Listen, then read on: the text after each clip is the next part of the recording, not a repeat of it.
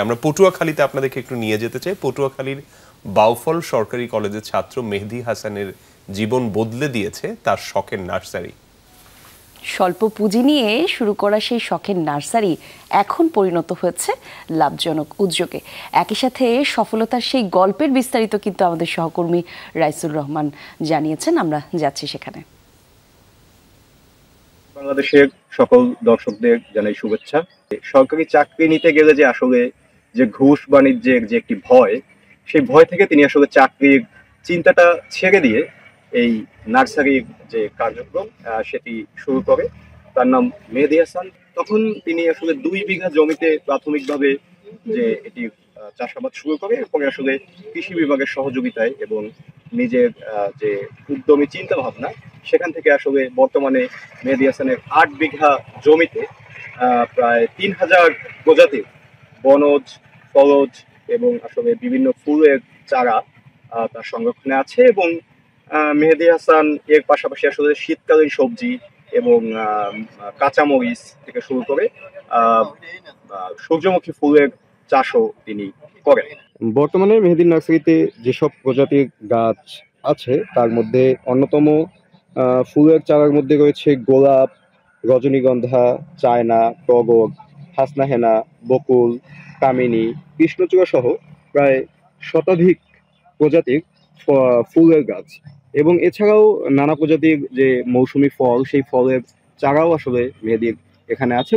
আপনি আসলে কিভাবে এই নার্সারির যে কার্যক্রম সেটি আসলে শুরু করলেন, এবং বর্তমানে আপনার যে পরিস্থিতি এবং আপনার কোনো সরকারের কাছে কোনো চাহিদা এবং আমাদের মানুষের জন্য কোনো মেসেজ থাকবে কিনা? যেহেতু আমরা মধ্যবিত্ত পরিবার, বাবা কৃষক, তো কৃষির প্রতি ছোটবেলা থেকে আমার ভালোবাসাটা একটু বেশি ছিল।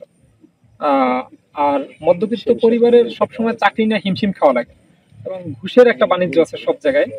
তো এই ঘুষ দিয়ে চাকরি নেব, এই অবৈধভাবে ইনকাম করব, এই চিন্তাটা আমার মাথায় থেকে ঝাড়ার জন্যই হয়েছে যে এই বাবার সাথে কৃষি পেশায় নিয়োজিত হয়েছি। যখন কৃষি শুরু করছি তখন ছিল আমার শুধু সবজির এরিয়া, কিন্তু আমাদের এইদিকে উত্তরবঙ্গের মতো ভালো মানের চারা কোনো পাওয়া যেত না, ভালো মানের বীজ পাওয়া যায় না। মানে ভালো মানের বীজ পাওয়া যায় কিন্তু ভালো মানের চারা পাওয়া যায় না।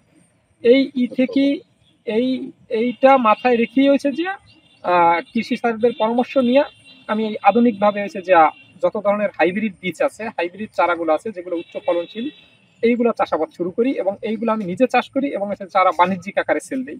আমার চারা এখন হয়েছে যে আমার থানা তো আছেই, দশপিনা, গলাচিপা, চরকাজল, এসব অঞ্চলে খামারিরা আইসা নিয়ে যায় এবং এখন মোটামুটি একটা বিশ্বাস অর্জন হয়ে গেছে।